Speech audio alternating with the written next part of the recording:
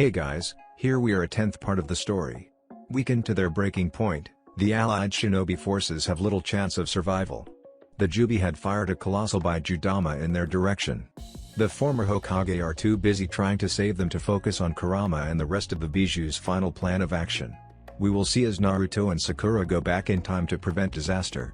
Don't forget to hit the like button and subscribe button. Now, let's jump right in. Mei, Chojuro, Ao, Mei's council elders, Jiraiya, Guy, Zabuza and Sakura were at the main gate of Kuri, waiting for Naruto, Kakashi and the Mizu Daimyo's entourage. It had been less than 5 minutes since the guards caught sight of them, so everyone expected the group to arrive in less than 3. As they waited, Jiraiya was writing something down in a notepad, all the while giggling and taking sidelong glances at Mei from time to time, causing Sakura, Mei and Chojuro to become irritated. As Naruto's group neared the gate, Sakura finally had enough of Jiraiya's perversity and launched a super-powered punch into the man's gut. Luckily for the man, his instincts, honed in the fires of war, saved him from a short hospital trip. Deciding that an annoyed Sakura was a dangerous one, Jiraiya placed his notebook into his equipment pouch and focused on the present situation. Just in time as well, because it was at this time that the daimyo's entourage finally reached the gates. "Yo," Kakashi said, walking by reading his Icha. Everyone but Guy ignored the masked Jonin. The taijutsu specialist lamented about Kakashi's hip attitude and how it was improper. "Enough, Guy," Naruto said, causing Guy to straighten his back and calm down. "Alright everyone, Mitsunari-san, accompanied by his son and daughter, is here to crown you, Mei, as the Godai Mizukage. The ceremony will be held tomorrow morning, at which time some important announcements will be made as well. Mei, Jiraiya, can you two make all the preparations by then?" Mei and Jiraiya shared a look. Turning back to Naruto, Mei said, "We should be able to. If Jiraiya-sama will be willing to help with the sealing that need to be done, we can have it all prepared by dawn." "Don't worry Naruto, I will make sure that everything is ready by tomorrow noon." Naruto nodded as Mitsunari, Shiki and Otohime stepped out of their palanquins and approached the group, with Otohime coming to stand beside Naruto. What caught Sakura's attention was that Otohime was not dressed like a princess. Instead, she was wearing a short gray battle kimono with light leather armor fitted with metal strips engraved with seals. The most catching aspects about the girl's attire was the red naginata with the black blade strapped to her back and the jade necklace proudly worn on her breast with the Uzumaki clan sigil engraved on it. The same design necklace Hinata started wearing after her engagement with Naruto became public. With a raised eyebrow, Sakura subtly gestured at Otohime, causing Naruto to nod. Sakura frowned as she nodded in return. "Zabuza, I have a job for you. Please come visit me this evening in my room." "As you wish Naruto-sama," Zabuza said with a bow while ignoring Mitsunari standing right behind Naruto.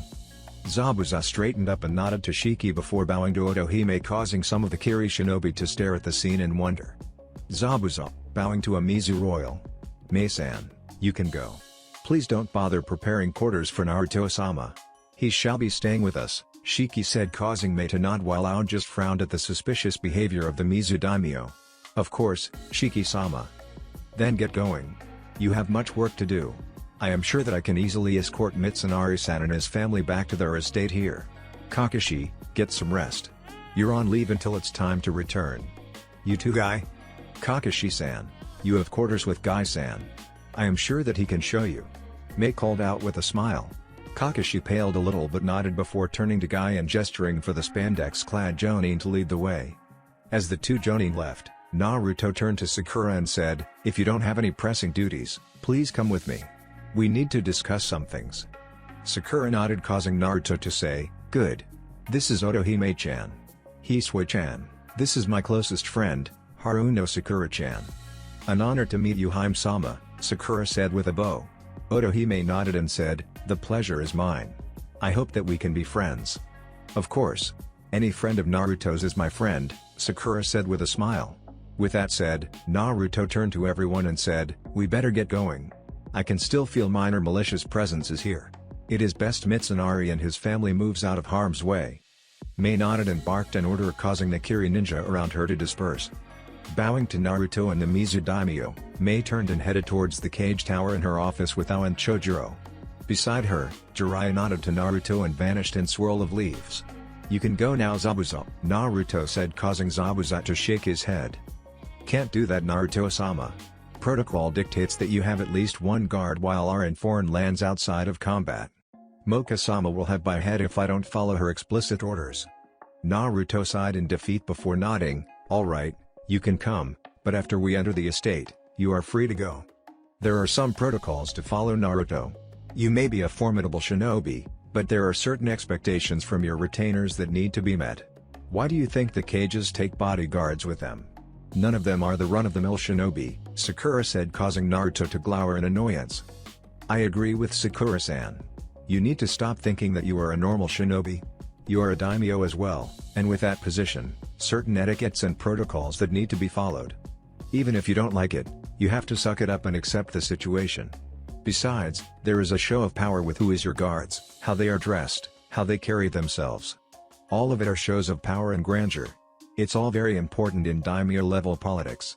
I realize that you understand cage politics, but military and civilian politics are completely different, though they tend to get mixed up at certain point. Till now, you have handled the daimyo politics well, but let me help from now on. I am sure that your already stellar skills in handling daimyo politics will reach astronomical levels. Naruto nodded with a defeated look and turned towards Zabuza to see a glint of amusement in his eyes. Grunting, Naruto said, if you both are done, maybe we should get into a more private setting. Shiki-san, please guide me as I don't know the way. Shiki nodded and ordered his guards to lead the way to the compound. As the group walked after the guard, Sakura and Otohime fell a bit back and started conversing with each other, intent on getting to know each other a little better. Sakura had joined Naruto and Otohime for dinner, where they were having a traditional kiri dish made from a particularly delicious fish that was native to the seas around Mizu. Along with that, there was a platter of pork that was created to the specifications of a famous Uzumaki recipe, though it was not as spicy as the Uzumaki used to make it. So, Sakura-san, how long have you been a ninja? From the rumors, I expect that it will be some time already, though you look barely 13. Otohime asked with a curious tone. Sakura shook her head and said, I graduated with Naruto 5 months ago. The only reason I am this strong is because of the secret training I used to do with Naruto by sneaking out of the village. Otohime looked surprised at that before turning to Naruto for confirmation. Naruto nodded as he chewed on a piece of pork. Otohime smiled and turned back to Sakura. I am curious. They say that you are a very good Irionin. The likes of which none has seen before. How would you rank your skill? Sakura shrugged as she took a sip of her green tea before saying, I am not really that great yet. I can assure you that Tsunade-sama would have me beat in healing skills. Don't sell yourself short, Sakura-chan. I am sure that you already rivaled Tsunade-bachan's skills in her Yojutsu. Besides, you have surpassed her in raw brute strength, Naruto said, annoying Sakura a bit, though her face took on a faint pink tinge from the compliment. An event that didn't escape Otohime's notice. How long have you two know each other? Well, we first met when we were 5 years old. Naruto always had a very noble character. I was being bullied because of my large forehead. He came in and forced the bullies away and then cheered me up. After that we again met when we enrolled in the academy when we were 9. Though we used to bump into each other during the intervening years, we never got acquainted better. So, how did you become friends? Well, that's a difficult question. At first, I used to get annoyed at his clownish act. But one day, I saw him sneaking out of the village and followed him. I didn't know what he was doing, and because of his pranks, I wanted to make sure that he wasn't up to mischief again. To tell you the truth, I was amazed when I saw his true self. He was training hard, all by himself. She confronted me and I told her what she needed to hear. Naruto interrupted with a serious expression. And what was the thing Sakura-san needed to hear? Otohime asked, causing Sakura to chuckle and say, that in the shinobi world, the one with the most hidden cards is the one who will live. After that, I convinced Naruto to help with my training, though, he also put me down for being a fangirl. I must admit, it had hurt at that time, but I am happy that I changed. I don't think I would have survived if I didn't. Instead, I would have only dragged my team down with me and maybe got them killed as well. So, you two have been friends since then? You can say that. It should be nearing 4 years now. We started becoming friends since we started training together, Sakura said with a smile.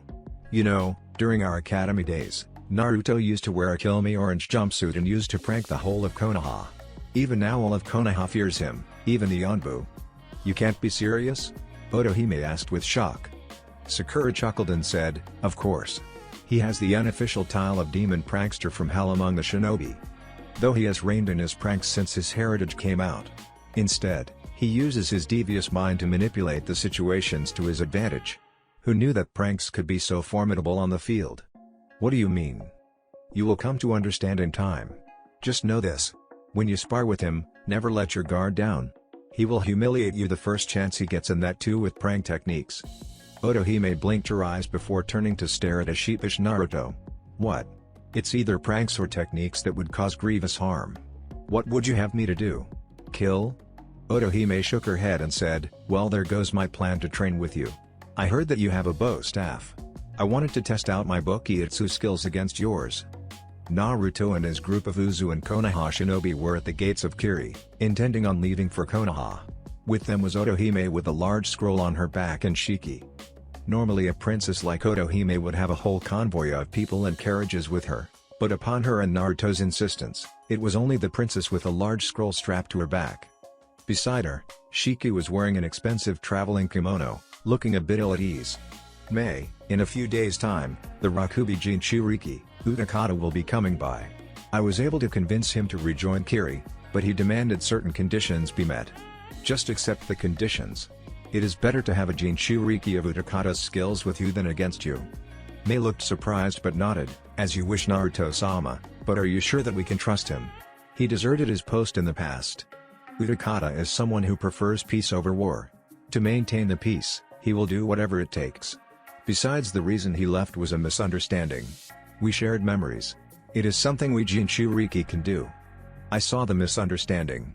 His sensei had tried to free him from the burden of being the Rakubi Jinchuriki. Utakata took it the wrong way, especially since his sensei didn't know that separating a Jinchuriki from their bijou ends with the death of the Jinchuriki. Anyway, I was able to make him realize the misunderstanding, so he agreed to rejoin. Just make sure to accommodate his conditions. I thank you for your help, Naruto-sama. I will strive to help Utakata any way I can. Make sure you do. Alright everyone, gather around, Naruto commanded, causing his group to come close. Tapping everyone on the shoulder, each of them were covered in a cloak of bubbling red chakra. Before anyone could blink, they all suddenly found themselves in the forest surrounding Konoha. To be specific, a clearing right off the main road and completely visible from the gates. I still can't believe that the Hiraishin can be used like that, Kakashi mumbled, causing Naruto to groan. Give it a rest, Kakashi. I was only able to do it because I had anchored my chakra with a lot of you using the bijou cloak. Now let's head to the Hokage mansion. Don't you mean the Hokage tower? Nico asked, only for Sakura to comment, censor. Nico coughed in embarrassment as the group headed to the Hokage mansion. On their way, they were met by Konohamaru doing D ranks with Swerin and Karen as his temporary teammates and Domon acting as their Jonin sensei. Naruto-sama. Welcome back. I hope that you had a good trip? Of course. A perfect trip. Everything went as planned. Well, mostly everything. How are you three doing with the D ranks? I hate you, Shishu. Konohamaru grumbled before saying, you had to recommend an early graduation for me, didn't you? Mama Konohamaru, the faster you finish the required D ranks, the faster you are able to get a higher ranked mission, isn't that right everyone? Kakashi teased, causing Konohamaru to glare for a moment. Suddenly, Kakashi's book caught flames as a small explosion occurred, startling everyone. As soon as the explosion sounded, the whole group was surrounded by Anbu and the newly formed police force. The Anbu commander Ryu was present as well. Naruto turned his head and saw that they were standing in front of the Anbu HQ.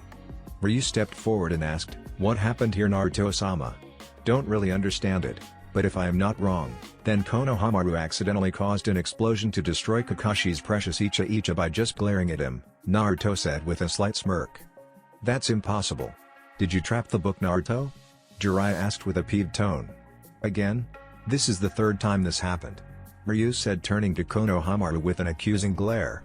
Did you try and kill Kakashi, like you tried with Kajidora and then Hanabi? And I am telling you, I don't understand what is happening, Konohamaru exclaimed, causing Naruto to grin. I know what happened, Konohamaru. I must say, psychic fire bending. Kurama calls it combustion bending. Anyway, come by the compound this evening. I will help you train with it. I started doing it a couple of months ago, though I found that it gives me a headache from all the concentrating. Till then, don't keep your focus on something for too long or with too much intensity. It will set the ability off. Everyone was stunned at the revelation. Many had seen Naruto control the air psychically just like he does with blood, but fire was something new. Before anyone could comment, Naruto continued, "We need to be off. Konohamaru, remember what I said. The ability you have is very dangerous. Don't lose control of your anger." With that said, Naruto turned to the root team and said, "Captain, follow a member of the police force to the police HQ. From this day forth, you are to report to the police force commander. Make sure to hand in the mission report to me by this evening." Dismissed. The root team nodded before following one of the police force members. Turning to the gathered Anbu, Naruto barked out, "Why the hell are you lot wasting your time? Get to work." The Anbu nodded before rushing back to their posts. The commander being the last to leave. With everyone gone, Naruto began walking, causing his Kiri team along with Otohime and Shiki to follow at a brisk pace. "And with that, I finish my report," Naruto said to the Hokage and Fire Daimyo. Both of the leaders were sitting behind a desk looking over the reports Naruto and those under his command had handed them. "Well done all of you. While I can't order you Uzu Shinobi, I recommend that you along with your Konoha comrades take a week of rest. All of you deserve it. But before you all leave, I have some announcements to make. Haruno Sakura, step forward." Sakura stepped forward and kneeled down in front of the Hokage and the Fire Daimyo and waited. Hiruzen smiled and said, "Your commander along with various other high-ranking shinobi in your team and from Kiri has recommended you for a promotion. After reviewing the reports, I and Daimyo Dono have decided to grant you the rank of Tokubutsu Jonin with a specialization in battlefield healing and heavy assault. Congratulations Sakura-chan." Sakura bowed her head before standing up and taking the scroll Hiruzen handed her. Unfurling it, she saw 2 storage seals. Activating the smaller one, she got a folder containing the paperwork related to her new rank along with a clearance level upgrade. Taking out the new ID, Sakura changed her previous one with it before handing the old one to the Hokage. Afterwards, she resealed the folder and unsealed her vest. Quickly donning the vest, Sakura turned to her leaders and said, "Thank you Hokage-sama, Daimyo-sama." After Sakura had stepped back into line, Hiruzen declared, "Nico, Tora, step forward." The 2 Anbu stepped forward, kneeled down and waited for Hiruzen to continue. "Remove your masks." After both had removed their masks, Hiruzen continued, "Due to your exemplary service during your career, in particular the Kiri mission, we have decided that you both be honored by the Spirit of the Forest Medal, as recommended by your team leader during the Kiri mission. The ceremony will be held after the Chunin exams, when Naruto will take over as Hokage." Everyone was shocked at the revelation. None of them had realized that Naruto was to be their new Hokage as he already had much responsibility. Seeing the shocked looks, Hiruzen continued, "For the last 3 months, all major decisions were taken under Naruto's purview.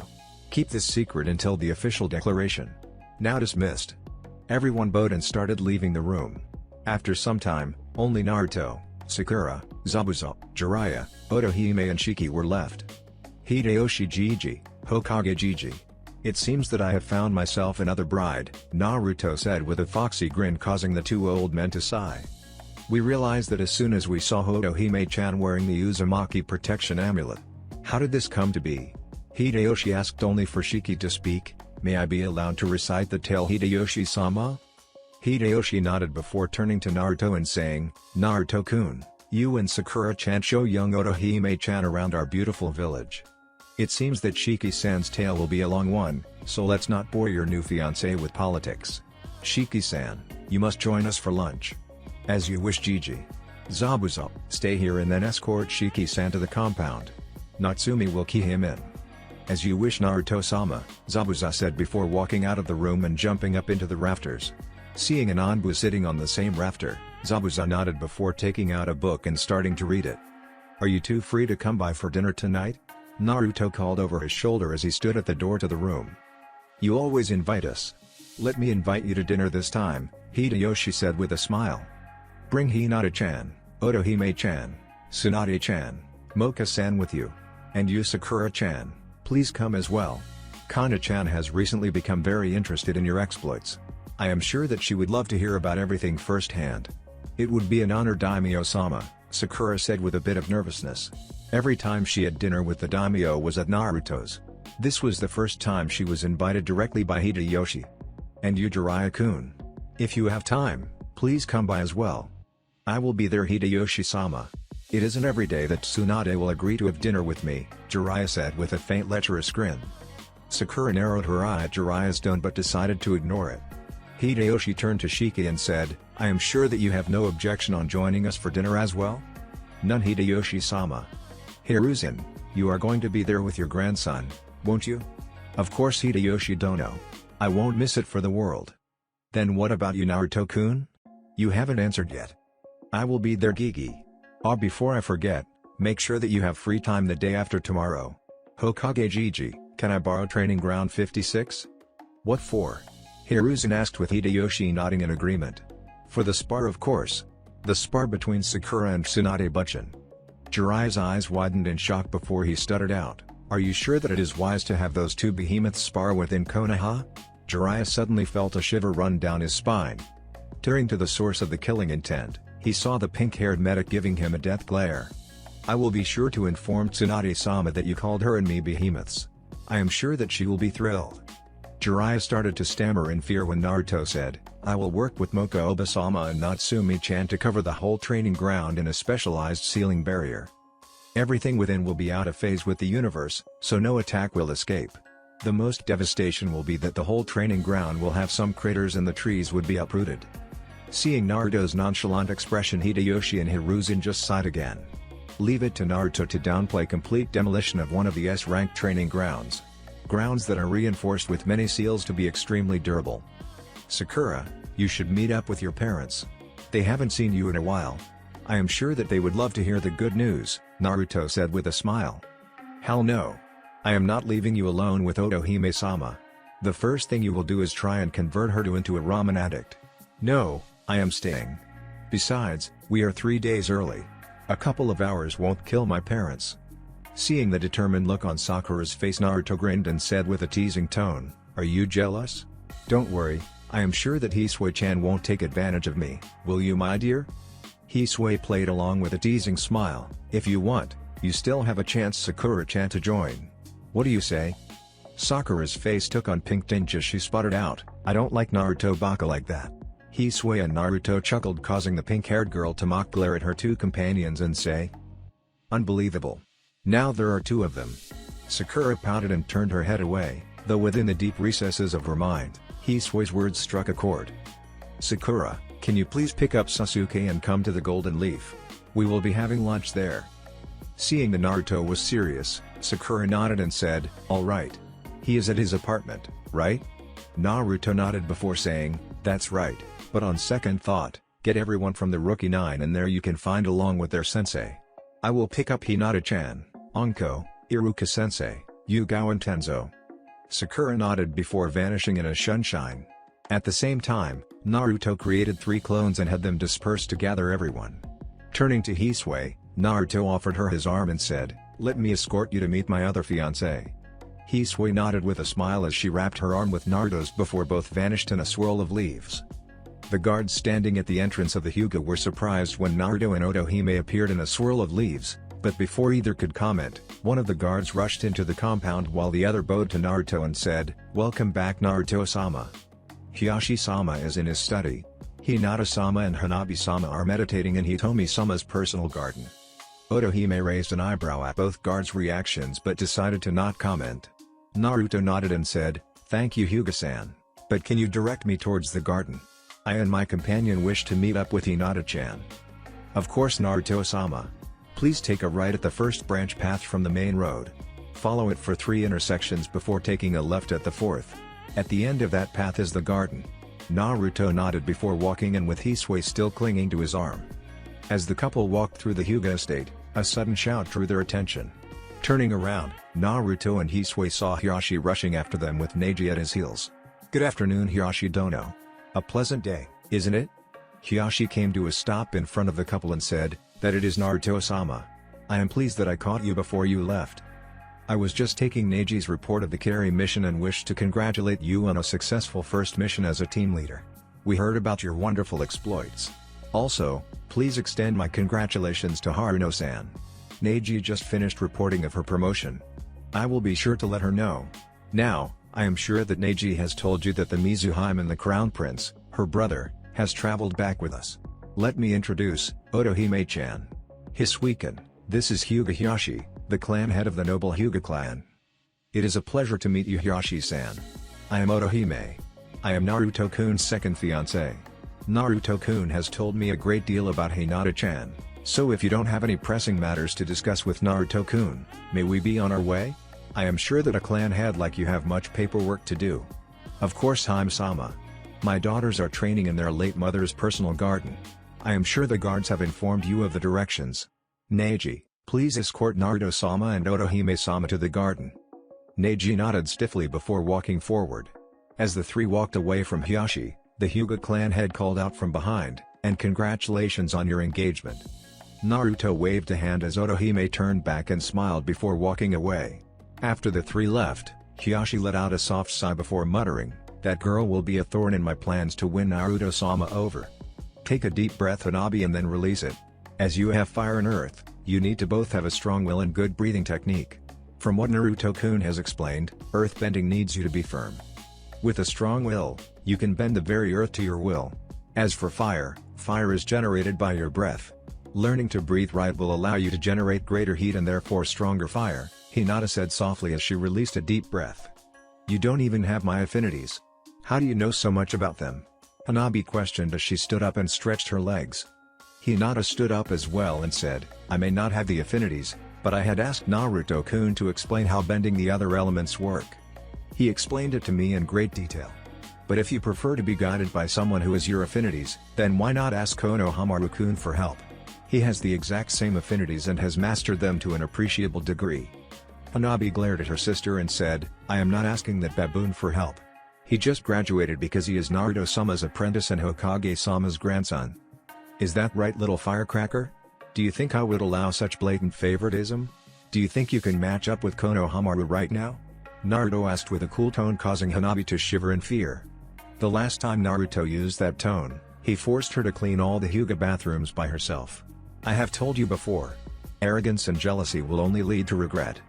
Konohamaru was inducted into the forces because he is way too skilled to leave in the academy. Also, you may not know this, but Konohamaru had to take a graduation test which was of much higher difficulty than the one you will have to take at the end of your 4th year. He did? Hanabi asked with curiosity. Naruto nodded. He passed with flying colors. Then he had to pass my test to officially become my apprentice. Let me tell you. Even the famous bell test would be easier than mine. Anyway, Hinata-chan, Hanabi-chan, meet Otohime-chan. She is the only daughter of the Mizu daimyo and my second fiancé. She is quite the accomplished samurai as well. Her weapon of choice is her naginata. Hello, Hanabi said with a bow.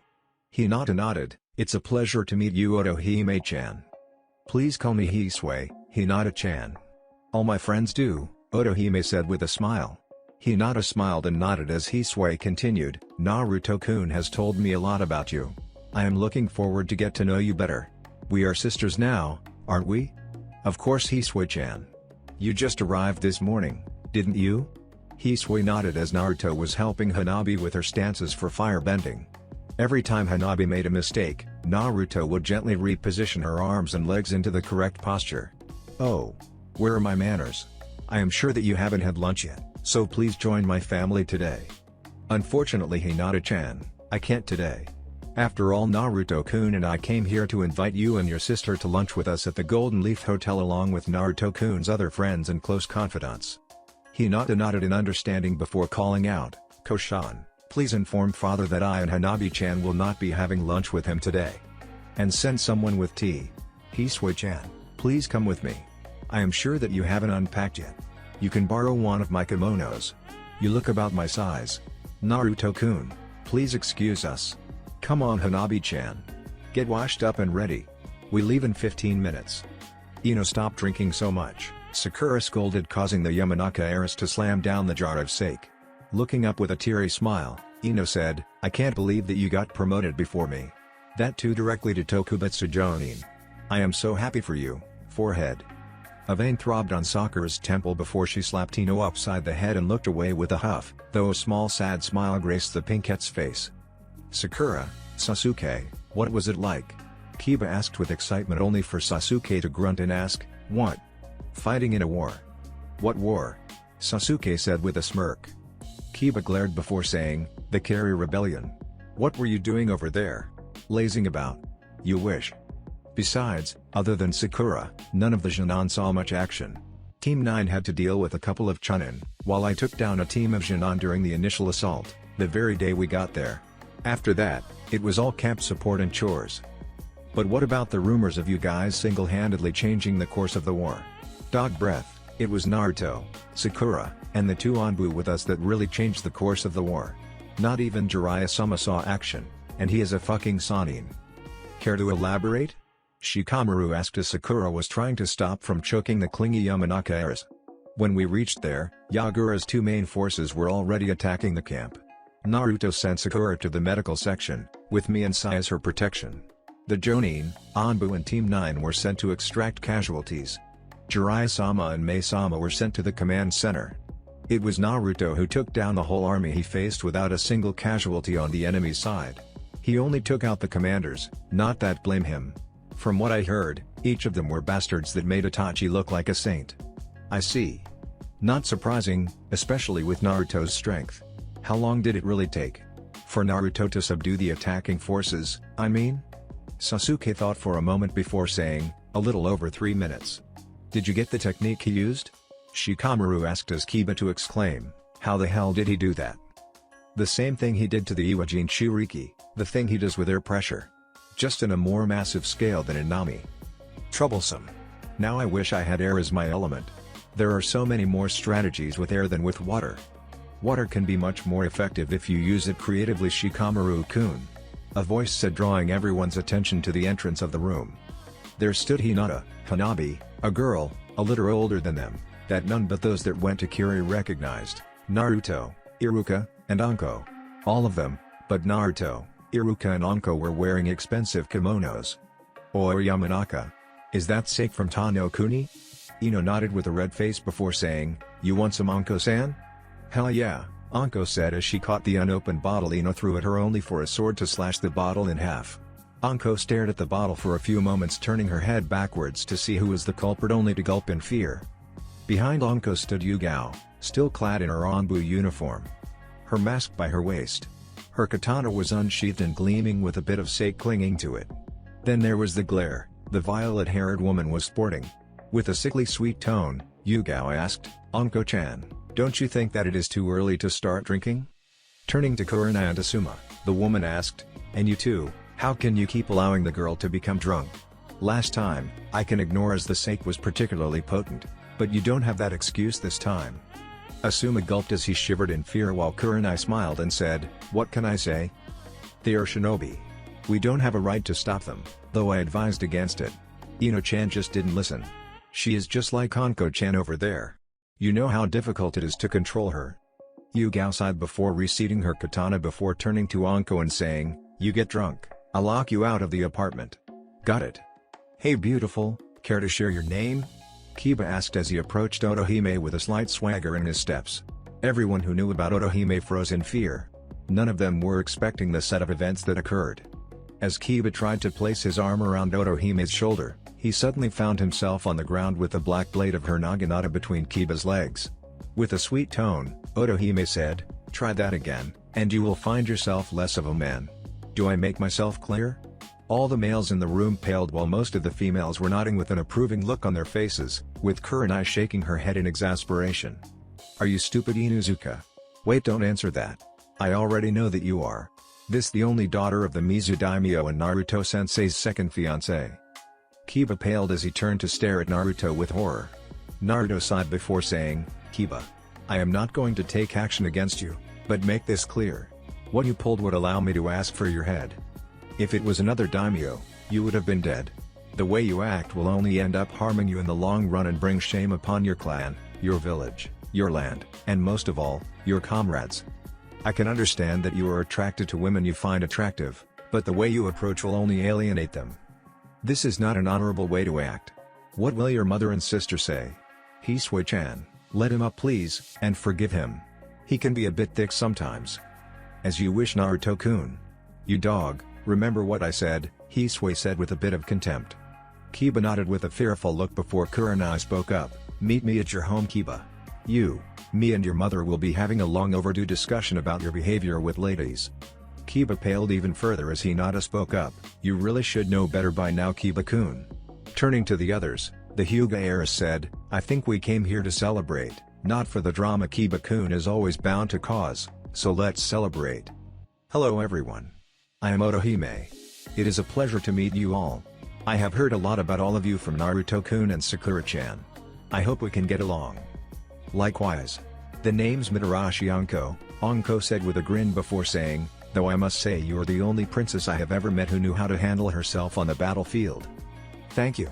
My brother is a bit paranoid and had me trained as a samurai from our best female captain of the Royal Guards. She taught me everything I know."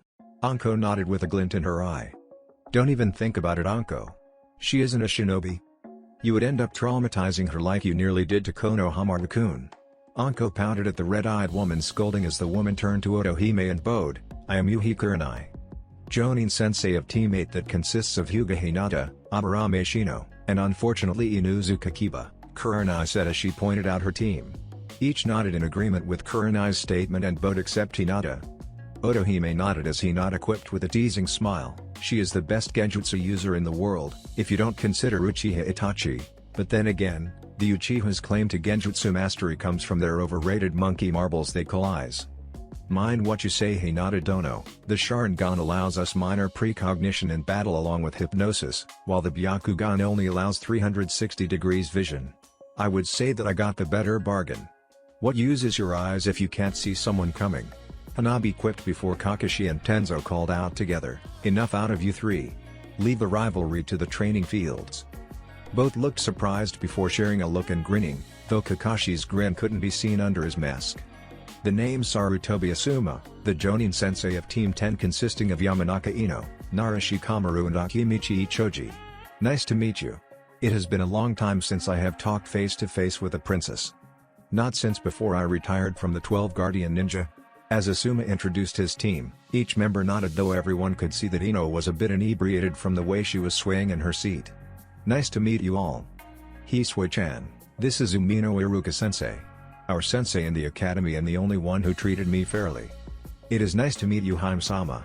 I hope that you will be happy with my knuckle-headed former student," Iruka said with a teasing grin. "Though he has become quite a celebrity since graduating. I hope you and Hinata-chan can keep the fangirls away." "Don't worry, Iruka-sensei. I am sure that we're up for the task, aren't we, Hinata-chan? I would like to see those gold diggers get within 10 yards of him," Hinata said with a sudden cruel glint in her eyes, causing everyone who knew the girl to realize that, no matter how peace-loving and kind the girl was, she was still a shinobi and the future first wife of a daimyo.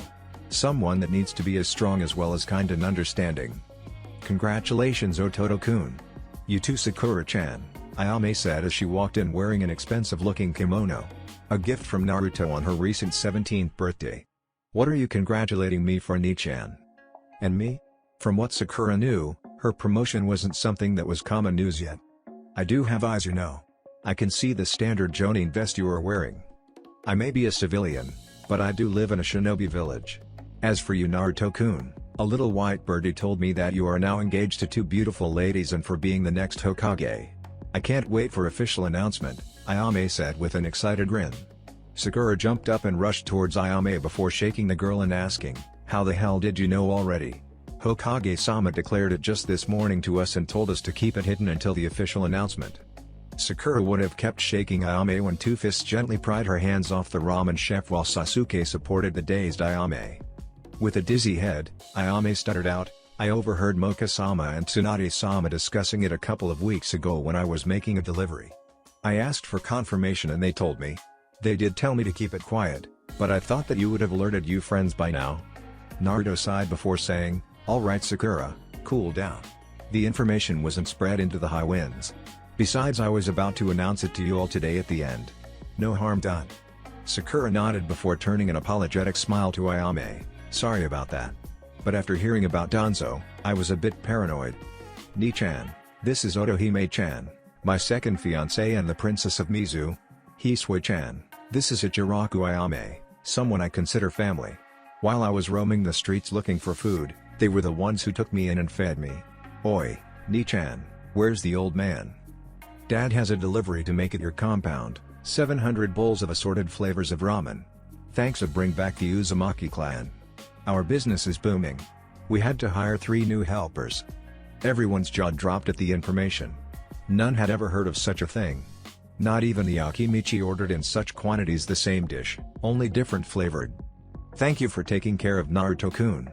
Can I call you Ni-chan as well? You can call me Hisui. Ayame nodded with a smile as Otohime continued, I would love to taste your ramen. Naruto-kun has been praising it ever since I met him. Ayame, Sakura said with a toneless voice, causing the elder girl to look at Naruto's personal physician with a fearful expression. Even if he becomes a god, you won't give him ramen over his prescribed dietary quota, got it? Hi Sakura-sama. Seeing the strange reaction, Otohime asked Hinata, Sakura-chan doesn't allow Naruto-kun to go outside his diet, does she? Will she be doing that to us as well? Don't know, but I hope not. I don't think I can live without my cinnamon rolls, Hinata whispered back, only for Sakura to look at the duo with dead eyes and ask, you two aren't planning on sneaking him any extra ramen, are you? Not at all. Hinata quipped as Otohime nodded with relief. Good, because if you do, the you two would be the reason he died from unhealthy diet, Sakura said, causing Sasuke and Kiba to snicker at Naruto's predicament. Don't you think you are being quite harsh on him? I am sure that eating a few extra bowls won't kill him, Sasuke said, reining in his snickers. Oh. Is that so? When did you get your medical certification, Sasuke-chan? Sakura said with a sickly sweet tone, causing Naruto, Kakashi and Yugao to shiver in fear. Before anyone else could trigger Sakura's wrath, Naruto spoke up, anyway, for those of you who don't know, the heir to the throne of Mizu, Otohime-chan's elder brother, is here discussing a possible trade alliance with Hideyoshi Jiji and a military alliance with both Konoha and Uzu. I want all of you to keep an eye out for dissenters. Do you think there will be dissenters? There are always dissenters, Shika. Just keep an eye out. With Danzo out of the way, there are no one pulling the strings on his civilian puppets. Also Shika, I need you to perform well during the Chunin exams. All of you need to do well. We will show the world the power of Ninshu. No longer will it only be a rumor. This Chunin exams will be the greatest breakthrough in history. All 5 great villages will be participating in this one. Both Kage and Daimyo of the 5 nations will be here. Smaller nations will also come, but from the reports, the Daimyo will come, not representatives like usual. Troublesome, as you wish, Naruto, but please try not to have me promoted to Chunin, Shikamaru said, causing Naruto and Sakura to chuckle. Alright, you won't become Chunin, no matter how well you do. Now, there will be a council meeting tomorrow at dawn. All of you, Shinobi, will need to be there. Yes, even you Shika, Naruto stated, causing quite the round of raised eyebrows. Finally, this announcement is only for Anko. We had a run-in with your former master, Naruto said with a grin as Anko's face darkened. He escaped again, didn't he? More like we let him escape, with his tail tucked between his leg. It wasn't his time yet. What do you mean let him escape? Are you crazy? Anko shouted, only for Naruto to raise a palm with a self-satisfied smirk. He has been greatly defanged. He has lost right to the snake summons. As of now, you are the only known snake summoner. I had a talk with the Hokage Sennin, Koshiro-senpai. At my recommendation, he has decided to let you become the main snake summoner and therefore be trained as a sage. Also, Manda may have been dethroned, so there could be a new boss summons. You need to check with them. Congratulations Anko, you will finally surpass your master if you master Heavy Sennin transformation. Transformation, not mode? Shikamaru asked with curiosity before Anko could react, drawing everyone's attention to the Nara air. That's right. Koshiro-senpai went a different road. Instead of a mode, he uses a temporary physical mutation that allows the use of Senjutsu chakra. It is difficult to master and far more dangerous to learn than Sennin mode. I hope you succeed in the attempt. It would be such a shame to lose a kunoichi of your caliber. Also, come by the compound in 3 days' time. Natsumi-chan has found a way to completely remove the Junjutsu Orochimaru applied on you. Before anyone could react, Naruto found himself on his back with Anko straddling him and raining down kisses on his face while crying out thank yous in between. It took the combined effort of Kurenai, Yugao, Kakashi and Tenzo to remove the crying woman off Naruto. Naruto chuckled and said with a teasing smile, now I have seen everything. The snake mistress of Konoha, crying. Anko's tears suddenly dried up as a potent killing intent flooded the room. Two snakes flew towards Naruto while Anko said with a sickly sweet tone, "This never leaves the room." At first, everyone panicked at the flying snakes, but to their shock, the snakes curled up around Naruto and bowed their head. The larger one greeted Naruto, "Naruto-sama. It is so nice to meet you. Hokage-sama has been driving all of Ryuchi Cave mad with praise of your abilities after your spar with him." The other snake turned to Anko and said, "Sorry Anko-chan, but outside of spars, we are forbidden from harming Naruto-sama, even if our venom would only cause him a bit of dizziness at best, that too if we could touch him. Yeah.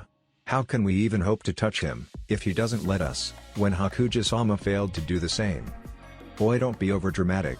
Neither of us were trying to injure each other. It was only a bout of pure Senjutsu usage. A battle among Senin. A battle of sage masters," Naruto said as everyone's minds rebooted. After everyone calmed down, Anko asked in an odd tone, "When did this happen?" Sasuke replied, "While on our way to Kiri. The spar Naruto and Hokage-sama had was awe-inspiring, not to mention completely changed the landscape." "Alright, enough about unpleased things. Let's party," Sakura said with cheer, causing everyone to cheer in response. "Also, everyone, the day after tomorrow at noon, Sakura-chan will be sparring with Senjutsu Nadi at Training Ground 56. All of you should come by and watch." "Here you go Naruto-sama, Sakura-san, Ka-san." Uzumaki Sakaki, Natsumi's daughter, said as she placed a tray of cinnamon buns and 3 cups of green tea on the small table in between the three. "Thank you Sakaki-chan," Natsumi said with Naruto and Sakura nodding in gratitude. Sakaki smiled before walking out of the room. After leaving the private sitting room, Sakaki closed the shoji door, causing seals to glow into life before fading. Naruto took a sip of his tea as Sakura nibbled on a cinnamon bun, after which Natsumi asked, "What did Anko-san say Naruto-sama?" "She won't care about the consequences of a failed unsealing. I warned her, but she just said that she would go through it nonetheless." "I see. Then I believe that Sakura-san is here to include her expertise on how to handle the enzymes that were injected into her body?" Natsumi asked with a questioning gaze at the pink-haired medic. While it was not a strange sight to see Haruno Sakura roaming about the Uzumaki compound or having tea or even staying over, but it was quite strange to her be present clan for discussions that weren't related to her position as the chief medic of the clan. "That's right. Sakura-chan, you read the reports and you have studied the samples Hugo willingly submitted. You tell me, how do we handle that aspect of the Junjutsu?" Naruto asked, turning his attention to Sakura, who was sipping her cup of tea. After setting down the cup, Sakura frowned and said, "I have devised 3 ways to handle the enzymes. We either seal it permanently, but that would affect Anko-san's ability to learn Senjutsu, or, I can medically handle it.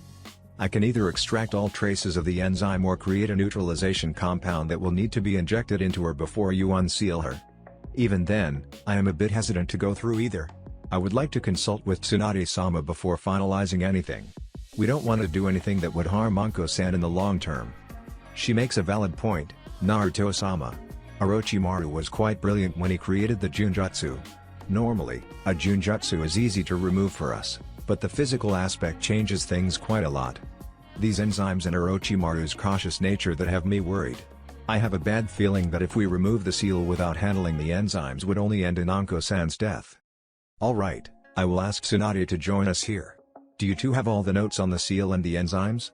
Both females nodded, causing Naruto nod before a cage bunshine phased into existence behind him. As soon as the clone came into existence, it vanished before reappearing with a confused Tsunade, who was wearing a bathrobe and was drying her long blonde hair with a towel. With a vein pulsing on her forehead, Tsunade growled out, "You better have a good reason for this, Naruto, because I don't like it when people abduct me." "We do, Ba-chan. Sakura-chan wishes to consult with you about something before we proceed. Sakura-chan, if you would." Tsunade turned to Sakura as the slug princess sat down while she kept running the towel over her hair. "How much do you know about Orochimaru's Junjutsu, Tsunade-sama?" "Not much. I am not a sealing expert after all. If you need a second opinion on it, I would suggest getting Jiraiya." "I already did, Tsunade-sama. We 3 came to the same conclusion. While most Junjutsu affect either the mind or the chakra of the victim or even both, this one also affects the body of the victim. There is a failsafe that if we were able to remove the seal, it would release a concentrated amount of enzymes that would overwhelm the victim's body and cause excess natural energy to fill and rupture the chakra coils. It would lead to a very painful death." Even I won't be able to expel the gathering natural energy before Anko's chakra coils rupture. The enzymes are quite a problem. Naruto explained with a glower. Tsunade nodded before turning to Sakura. They say that you are a Ryonin that can rival me in skill. What is your take on this? We need to handle the enzymes before they can cause problems. I have come to the conclusion that there are only 3 possible ways to handle the situation, and all 3 have possible drawbacks. I suggested that you give a second opinion, Sakura said as she handed over the folders to Tsunade, who placed the towel on her lap before picking up the folders. As Tsunade pursued through the files, Sakura poured another cup of tea and placed it in front of Tsunade before returning to sip her own cup. Naruto had already finished his tea and was now nibbling on a cinnamon bun while Natsumi was adding sipping on her cup. After a few minutes, Tsunade placed the files on the table as she took up her cup of tea and drank it in a single gulp. You are right, there are only 3 possibilities, but I say that sealing the enzymes is the best way to go. Not if Anko-san wishes to learn Senjutsu, which she unfortunately does as the last approved snake summoner, Sakura said as Tsunade nodded. I see the predicament. If we seal the enzymes, there is a chance that her body will lose the ability to adapt to natural energy.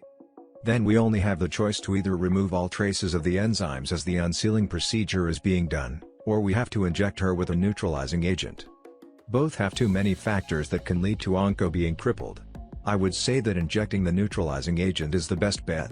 Do you have samples from the original source? I doubt that Orochimaru used the original strains. No, he didn't. The original strains are the basis of a Kekkei Genkai. We have the source here in the Uzumaki holding house. You can meet him if you want, Sakura said with a careless tone as she took back the files. Tsunade nodded before saying, I don't think that is needed. What I want to know is how much of the concentrated enzymes are we talking about? From what Jiraiya-sama, Naruto-sama and I have come to understand, the seal has 2 active stages and a dormant stage. In the dormant stage, a concentration of 0.35 parts per million is the standard amount of enzymes the seal constantly circulates. In the first active stage, the concentration increases to 75.78 parts per million. In the second active state, the amount varies from 150.89 parts per million and 230.55 parts per million, Natsumi said with a frown. Sakura continued, the host has a concentration of about 528.78 parts per million when he actively uses his Kekkei Genkai, at which point he loses cognizance. As of the amount of enzymes the seal will release if we remove it, it would exceed 925.47 parts per million. The concentrated enzyme has a reactive index ratio of 3.21 to the original enzyme. You can understand how dangerous the amount will be, don't you? Tsunade nodded before commenting, I do, but I am sure that with proper preparation, we can create, administer and modulate the proper dosage of the neutralizer while the unsealing is occurring. Can that be done?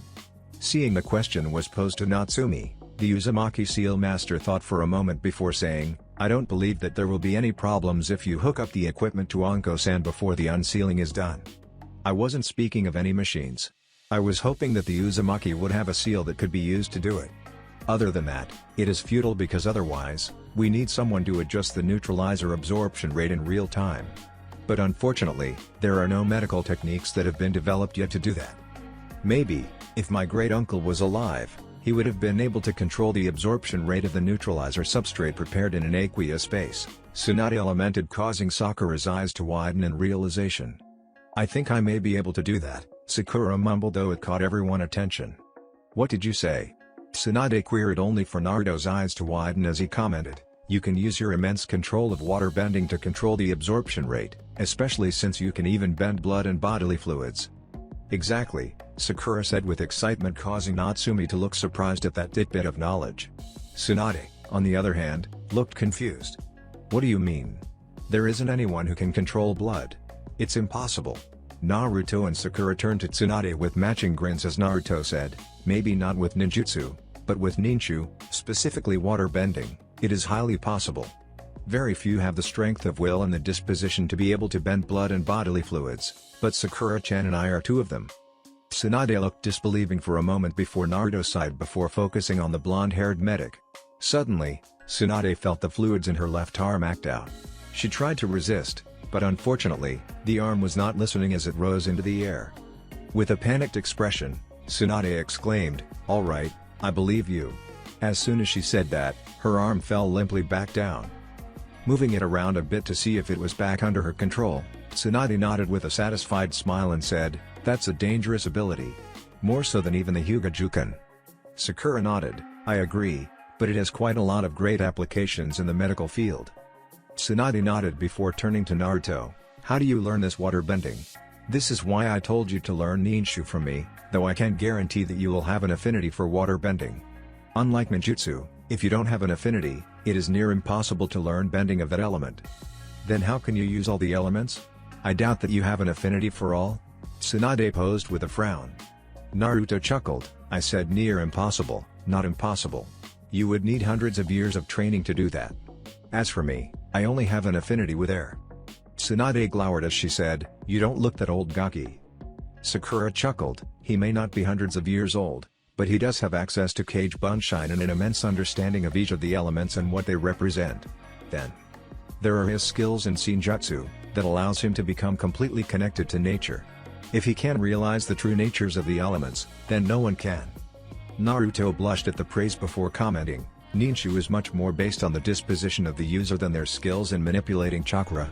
To bend an element, you need to understand what it represents and then change your mental state to reflect that disposition."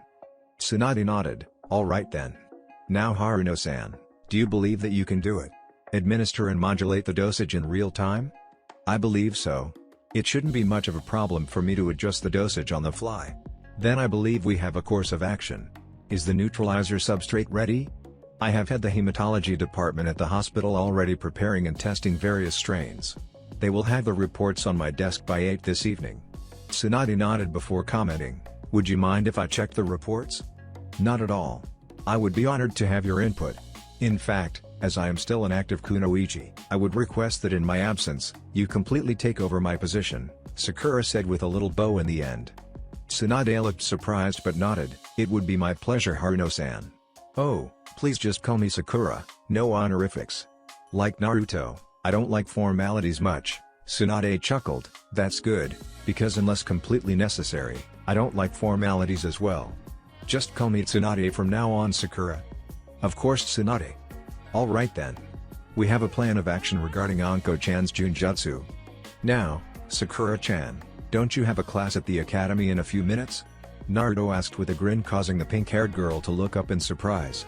Taking a look at the clock, Sakura hastily bid her farewells before disappearing in a puff of smoke. "What class is she attending in the academy?" Tsunade asked in confusion, causing Natsumi to giggle. "She teaches the applications of waterbending for healing purposes at the Academy for Future Irionin," Naruto said with a teasing smirk, causing Tsunade to gape in shock. It wasn't every day she hears of a girl, barely 13 years of age, who is teaching such a complex subject. "You can join her in training new Irionin, if you want. She only has a couple of students in the bending class, but has quite the following in the basic Ryojutsu class. Maybe, you could take off the burden a bit." Tsunade nodded with a smirk. Though it was posed like a suggestion, she knew it was an order. "That's a good idea. I think I will drag Shizune along with me. I always did suggest such a program. It is good to see a similar program up and running." Naruto nodded before saying, "That's one of the reasons why Hideyoshi Jiji ordered your return, though before the order could be followed through, you were already here." Tsunade nodded with a nervous gulp. She was so happy that she decided to return before she even got the official recall order. Madame Shijimi was sitting with Mocha in one of the Zen gardens within the Uzumaki compound, sipping tea when Kana walked up to them with a bunch of scrolls in her arms. Seeing the heiress to the throne of Hai no Kuni walking up, Mocha and Shijimi placed their cups on the small tray in between them and stared at the young princess with an inquisitive look. "What are those scrolls about, Kana-chan?" Shijimi asked with a curious expression. "I believe that they are the Uzumaki library scrolls that deal with basic chakra manipulation, chakra theory and medical theory. Why are you reading them, Kana-hime?" "I recently had a talk with Sakura-san, and her skills as a medic.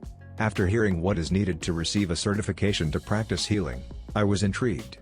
After asking if it was possible for me to start learning at my age, she said it was not impossible, I just needed to be able to unlock my chakra and then gain appreciable control over it. Until I have achieved that, she advised me to study medical theory, basic chakra theory and basic chakra control. She said that it would help." "You wish to become proficient in your Ryojutsu?" Shijimi asked with surprise. "That's right, Oba-sama. After talking with Otohime Dono, I was intrigued that she trained in the ways of the samurai. I don't have the mentality to be a fighter, but that doesn't prevent me from learning Ryojutsu. In fact, Sakura-san and Otohime Dono suggested that I would do well as a medic. Besides, it is better if I know medicine. We can't always hope for one of the Irionen from Konoha to reach the capital in times of crisis. A very wise precaution, Konoha. If you have any questions about chakra theory and chakra control and can't find Sakura-kun or Naruto-kun, come to me. I can guide you, Mocha said with a gentle smile. Kana nodded before bowing and replying, "It would be an honor to learn under someone as experienced as you, Mocha-sama." Many of the Jonin were sitting on the top branches of the trees overlooking the large clearing in Training Ground 56. Beside the sensei sat most of their Jonin teams. In a particularly large tree sat Hiruzen, Hideyoshi, and Kana, latter of whom were sitting on two large thrones grown from the tree. Right below them sat the Uzu Shinobi with Domon holding a large scroll in his hands. On the branch opposite the one occupied by Hiruzen and Hideyoshi, sat Otohime and her brother, Shiki with Zabuza and Haku beside them. Both royals were sitting on thrones made of wood. The clan heads, some of the clan elders, the Anbu commander and Tenzo were sitting on a large wooden stands, grown from the trees at the edge of the clearing, a few feet above the ground. The Anbu commander turned to Tenzo and said, "Good job Tenzo, your skills with the Makuden are truly becoming awe-inspiring." Tenzo chuckled and said, "I don't have the skills yet to do this. As of this moment, there is another Makuden user in Konoha. One who will soon rival the Shadime's famed skills." The clan heads looked startled at the revelation as none of them were privy to this mysterious Makuden user, though a couple had some suspicions about who Tenzo was referring to. The Anbu commander chuckled, "Then you better pick up the slack, or everyone will start calling you lazy." In the middle of the field stood Naruto, his cloak fluttering in a light breeze that was flowing through the clearing. On his left was Tsunade and on his right was Sakura. Both of them were wearing their usual cloths, but had donned a modified Irionen flak jacket. Tsunade's was pale green while Sakura's was dark pink. On the other side of the field directly opposite the Hokage's perch were a collection of giant summons. A large black snake, the new snake boss, Auto was there with Anko sitting on his head. The white tiger sage, Byakko was sitting beside Auto with Sasuke sitting on Byakko's head. Beside Byakko was a vermilion bird with gold-tipped wings and tail. This was Suzaku, the phoenix sage. Beside Suzaku was a large blue serpentine dragon, the azure dragon sage known simply as Seiryu. Beside Seiryu was a black turtle. He had sage markings on his shell and was the black turtle sage who was called Genbu. Behind the four sages sat Gamamaru. Curled up behind Auto was the Hakuja-senin quietly hissing to Gamamaru. The Ozaru-senin was sitting on the other side of Auto with Enma on his head. On the other side of the Ozaru-senin was Gamabunda with Jiraiya, Ma and Pa on his head. On Jiraiya's head was a small part of Katsuyu. "Hiruzen, I didn't know that Konoha had this many summons?" Hideyoshi asked in confusion, only for Hiruzen to shake his head and say, "Neither did I. Many of the summons are sages, from the small markings they have in their clothes. I believe that there is much more writing on this spar than we anticipated." Tsunade looked around at the collected summons before commenting, "I thought you said it was to be a simple spar, Naruto?" "So did I, but it seems that Gamamaru-sensei decided to make it into a meeting of the elder sages. I don't know why though. Anyway, just ignore the audience and fight to your best ability. You too, Sakura. I have placed the whole clearing in a powerful barrier that will be able to hold back a full powered by Judama fired by the fox without problems." "What? This is a spar, Naruto, not a war," Tsunade complained while Sakura just nodded with narrowed eyes. "Did I stutter? Go all out, or you will regret it," Naruto said, focusing a bit of his chakra pressure on her, causing the ground beneath the slug Sanin to crack. Nodding her head in acquiesce, Tsunade cracked her knuckles signifying that she was ready. "The rules are simple. To win, one must knock out or force their opponent to yield. If I find the battle becoming too dangerous, I will stop it and will then discuss the performance of both participants with the gathered elder sages before declaring the winner. Begin." Naruto called out before he suddenly blinked out of existence and reappeared atop Gamamaru's head. "Why did you call the council meeting, sensei?" Gamamaru chuckled and said, "All in good time, my young apprentice. For now, watch the battle intently. I sense that it will be legendary." "When you say something like that, sensei, it worries me," Koshiro the Hakuja-senin said, casuing the four sages sitting in front of Gamamaru to chuckle. "Isn't that true? Hey Seiryu, Remember when Sensei threw you into an active volcano so that you could master your unique ice-based Senjutsu? Shut up, Byako, I really don't need to remember that horrifying experience. You made it out all right and with greater mastery of ice. Sasuke was horrified at the information and was hoping that Byako wouldn't be doing similar things to him. Both of you be quiet. The match has started. I wish to see the young one's potential in manipulating the earth, Genbu said with a gravely tone, causing both sages to quickly become silent. Neither wanted to anger their fellow student. There is a reason that Genbu is considered the greatest defense specialist among them with his mastery over earth and water. The battle isn't quite as exciting as I expected, is it, Inoiki? I know what you mean, Choza. For the legends of these two kunoichi's monstrous strength, I expected shockwaves to fill the clearing already. They are testing each other out. See how they move, how they pull their punches, how they easily parry each other's strikes. It will heat up soon, Shikaku said, causing the other two to nod. And indeed, the battle started heating up as Tsunade and Sakura started speeding up and hints of their monstrous strength started appearing in the small craters that started forming on the ground and the small shockwaves erupting from the contact of their fists. Jumping back, both Tsunade and Sakura had smirks on their faces. Wiping a bit of sweat from her forehead, Sakura caused Tsunade's attention to fall on the small diamond seal on her forehead. A seal that was similar to her own. Is that a influence on your forehead? Sakura chuckled and said, not exactly. It is based on the influence, but instead of yin chakra, it stores yang. Yang chakra has a strong effect in regeneration factors and do not shorten the lifespan of the user, not that I need it. And why is that? Healing through water bending can be just as effective. I can apply the healing techniques to the blood in my body to gain instant regeneration, giving me a pseudo-immortality as long as the technique is active. Tsunade chuckled, let me guess, it doesn't shorten your lifespan, does it? No. Then why don't we throw away the training gloves and start the real fight?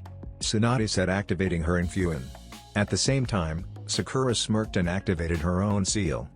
The two stared at each other for a few moments before suddenly, Sakura was launched into the air by a pillar of stone. Tsunade was surprised but jumped back just in time. Sakura struck the ground, causing a massive 10 feet deep crater to form. With a smirk, Tsunade jabbed her foot into the ground and kicked up, causing a massive boulder to fly up.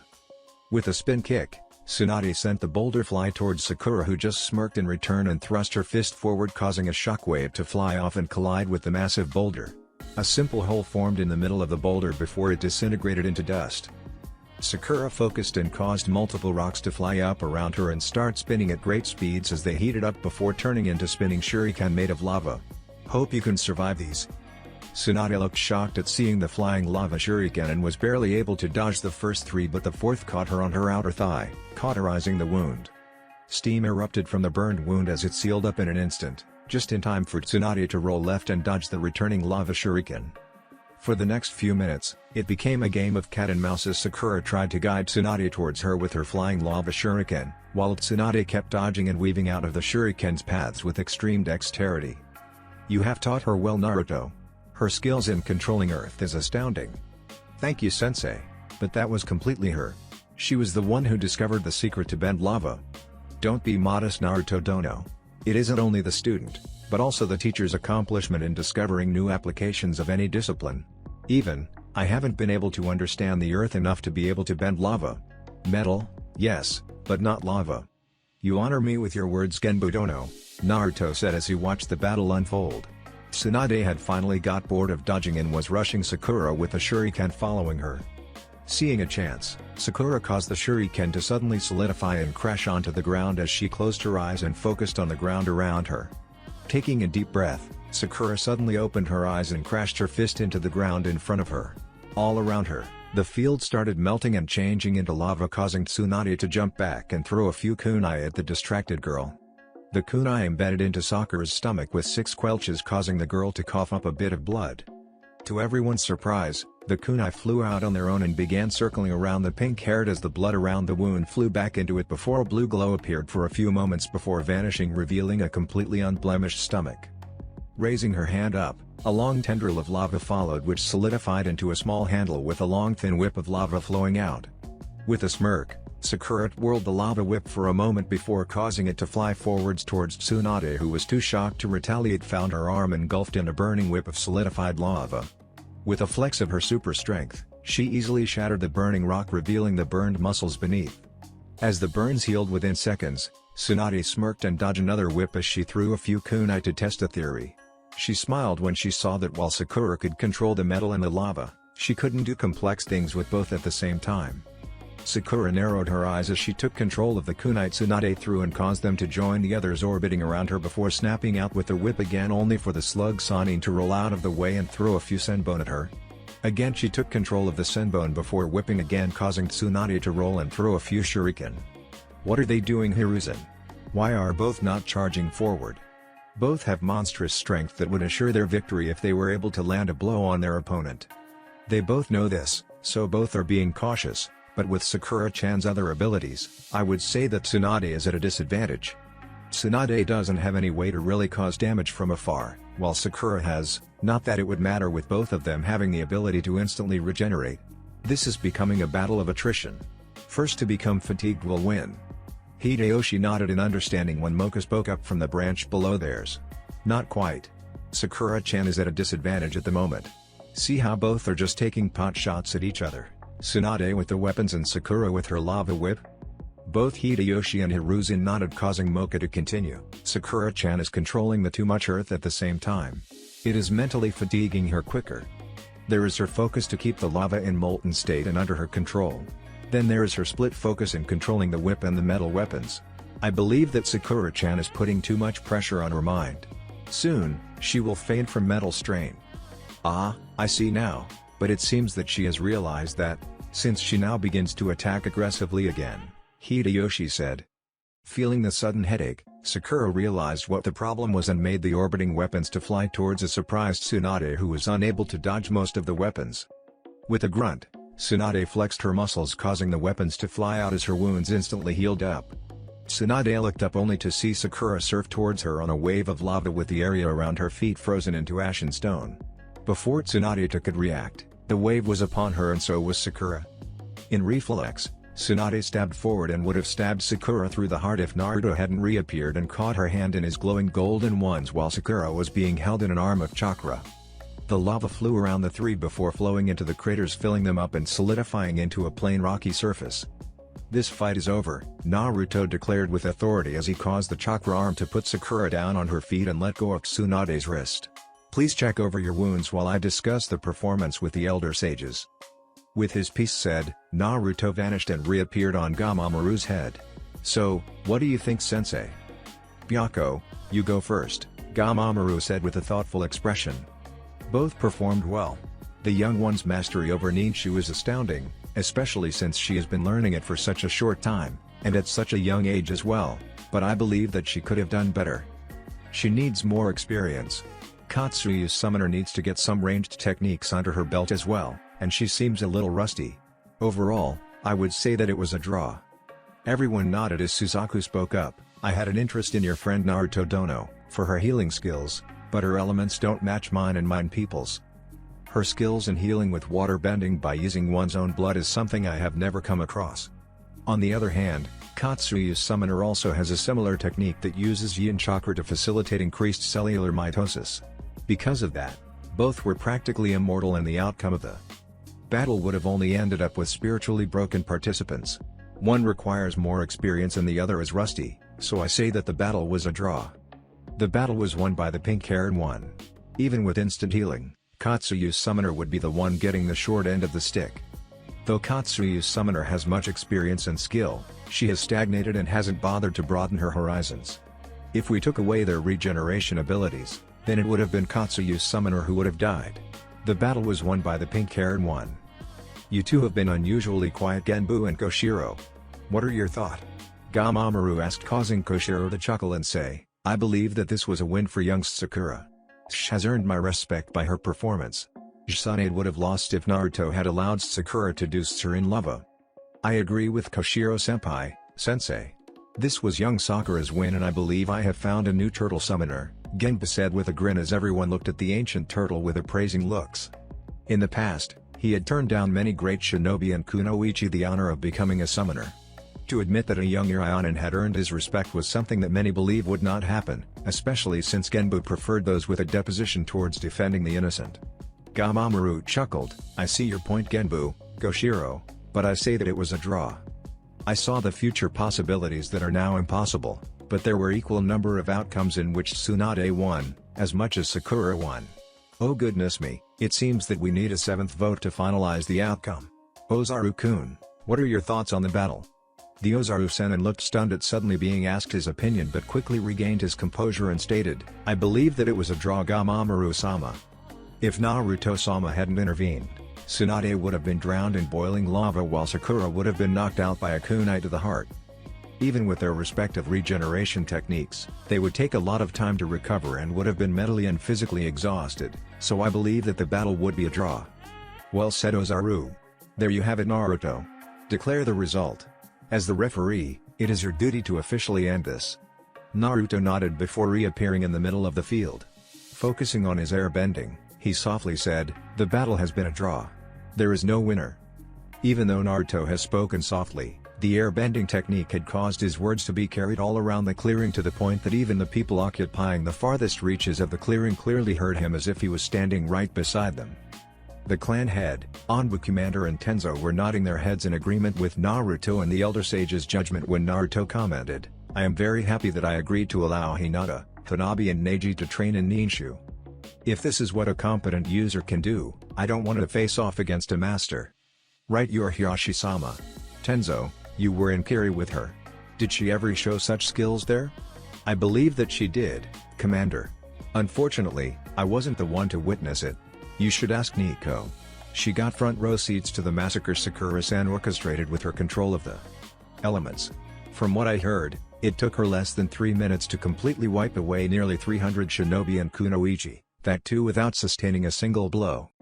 Tenzo, you are being taught by Naruto-sama. Tsume asked getting a nod from Tenzo, what are your thoughts to his teaching methods? I asked my son, but Kiba is too much of an idiot and worships Naruto too much to give a proper assessment. Tenzo hummed for a few moments before saying, he is a very good teacher, and his techniques are quite effective in transmitting the understanding needed to use Ninshu. Plus, he teaches by example. He shows us the path, then it is our prerogative to walk it. Tsume nodded as Shibi spoke up, and his character? He is a great leader. He is kind, but when needed, he is tougher than nails. If someone messes up during classes, he takes the time to personally get us through the mistakes, but if someone is goofing around, then let's just say that Asuma and his team found out what happens during the wave mission. Kakashi chuckled, drawing everyone's attention to him. What's so funny, Hokage? I was there when Naruto chewed out Asuma and Team 10. It was not pleasant. I am so happy that I have been able to quickly adapt to Ninshu. That's all I will say, Commander. If you don't believe me, just ask Sasuke. I am sure that you will be enlightened about how Naruto completely changed Sasuke's views. So that's why Ino changed so much after that mission. I just thought that it was because of her being exposed to the realities of the world, Inoiki said with a chuckle. Didn't you read the reports, Inoiki? Our kids didn't really need to do anything. The only time Ino really had to fight was when she eliminated a group of Gado's thugs. Even then, it was a mixture of airbending and genjutsu, Shikaku said with a thoughtful expression. Now that I think about it, even Shikamaru has been training harder than usual and has started incorporating Ninshu into his strategies. I wonder if we can find a way to adapt Ninshu into our clan jutsus? Shibi murmured in a low voice, but everyone heard, causing Tsume to chuckle and say, Kiba is already doing it. He may not be a master in either fire or air, but he can apply both elements to increase the potency of the Inuzuka clan techniques. Who knew that airbending could be used to increase our already impressive speeds by 100-fold? Hinata has started adding waterbending to her modified Juken while Hanabi is still learning the basics of firebending and hasn't touched earthbending at all yet, but I can already think of many different applications of fire and earth to the standard Juken. Ino has been becoming quite strong in the mental arts of my clan. She says that our clan techniques and air are similar and that some of the airbending techniques she is trying to incorporate are related to astral projection and telekinesis. But don't your clan already use astral projection in those possession jutsu? They do, but not in the way Ino is starting to apply them. We need to possess someone, and at that time, our bodies are vulnerable. Ino doesn't need to possess someone. She floats around like a spirit and if required, can transfer back to her body within an instant.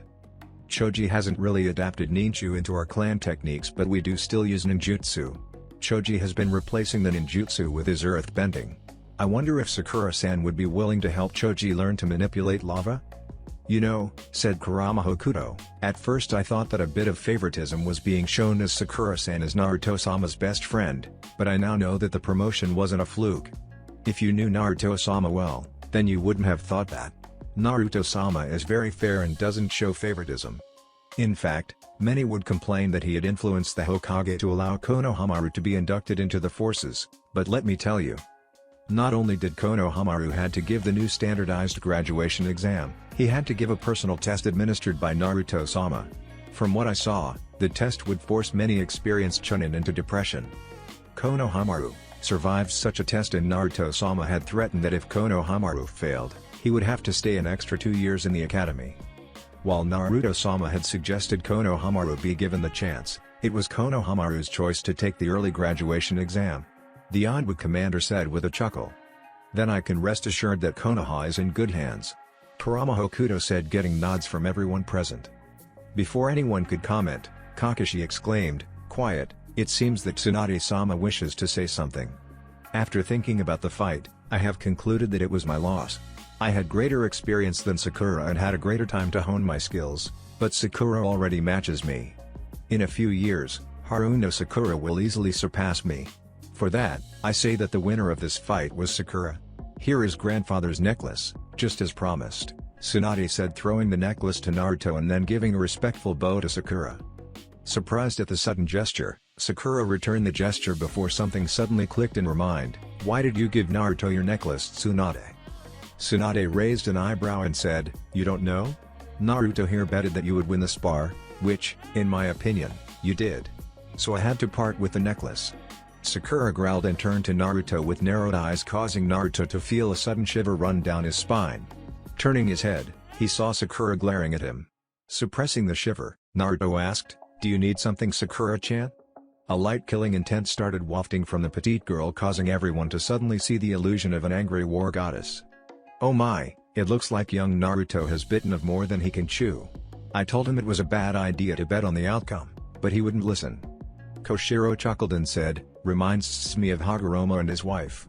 He used to do things like this as well. Do you remember, sensei?" "Of course I do. Their arguments were fun to watch." "Well, I better interfere before she causes any major harm to Naruto Dono," Genba said before he was engulfed in a large cloud of smoke and disappeared. At the same time, a puff of smoke formed in between the two time travelers, and from that smoke emerged Genbu in a size that was a bit taller than an average human. "Haruno Sakura-san. I, Genbu, the Kurikame Sennin, have seen your skills in bending the earth to your will and have decided to allow you the honor of signing the turtle summoning contract." Everyone looked startled, even Naruto. After a few moments of silence, Sakura finally regained her composure and with a bow said, "I would be honored to sign the turtle contract, Genbu-sama." Genbu chuckled and said, "I see great potential in you. I believe that you may just be the one to be able to master my unique Sennin mode. While there is a general Turtle Sage mode created by the younger Turtle Sages, mine gives complete mastery over earth and water. I am sure that it shall benefit your fighting style greatly. Come, let us head to Akaiwashima," Genbu said as he placed a hand on Sakura's shoulder and vanished in a puff of smoke. "Well, that was unexpected," Ozaru said before he bowed to the elder sages and said, "I shall be taking my leave. It is an honor to meet all of you. Hiruzen, when your grandson is ready, have him sign the contract. I am sure that with Naruto-sama as his master, he will be able to understand Senjutsu better than you did." "Of course, Ozaru-sama," Hiruzen said as the monkey sage vanished in a puff of smoke. With his leave, the other summons started leaving as well until only Koshiro, Hyako, Katsuyu, and Gamamaru were left. Everyone dismissed. "We wish to speak with our summoners in private," Gamamaru commanded, causing everyone not connected to the remaining summons to quickly vacate the area. Hideyoshi, Kana, Shiki and Otohime being taken away by clones of Naruto, who used the Hiraishin to transport them to the Uzumaki compound, while the shinobi left in either sunshines or leapt away in fear of the unsaid repercussions. After a few minutes, Gamamaru nodded and said, "Now, the reason all of you were asked to stay was because we believe that all of you have great potential. Yes, even you, Jiraiya. Sasuke, as I said, you have the qualities I have been looking for in a tiger summoner. What I didn't say is that you also have the qualities to become an immensely strong sage as well. While your chakra pool isn't large enough to learn how to safely harness natural energy yet, It will grow, and in time I shall ask that you take up my offer. Until then, I shall assign you Kajidora as your familiar. He will be your primary summon and is the heir to the clan. He is well versed in the clan techniques and styles. Learn well, Sasuke, for I have great expectations." Sasuke nodded with a bow, but didn't say anything as he was stunned at the revelation. "Anko, you have been given a short stick from fate, but you keep persevering. You had great potential and I was overjoyed when Orochimaru had you sign the contract, but unfortunately, that potential is being sealed away because of the Juinjutsu. After it is removed, I ask that you summon me so that I can start your Senjutsu training. It has been a long time since a true human Sennin has repressed Senjutsu. I will make sure to bring honor to the clan Hokage-sama. Tsunade, I have only one advice. Learn Ninshu. It will broaden your horizons. I have had the same though, Katsuyu." Katsuyu nodded with a pleased vibe before disappearing in a puff of smoke. "Jiraiya, you do not spend much time perfecting your Senjutsu skills. You haven't even mastered the basic Sage mode yet, so I cannot even suggest that you start the advanced exercises. My advice is that you start mastering Senjutsu to a greater degree. After you have mastered the basic mode, ask Naruto to help you understand the exercises needed to start your path down the road to become a true sage." "As you wish, Gamamaru-sama," Jiraiya said with a respectful bow. In the past, he may have ignored the advice, but at that time, he had believed that Gamamaru was a senile old coot. Now that he knows the truth, he won't discard even the strangest suggestion. "Naruto, after the Chunin exams, I ask that you reverse summon yourself to my Obakuzan. I believe that you are now ready for the next set of exercises." "Of course, sensei.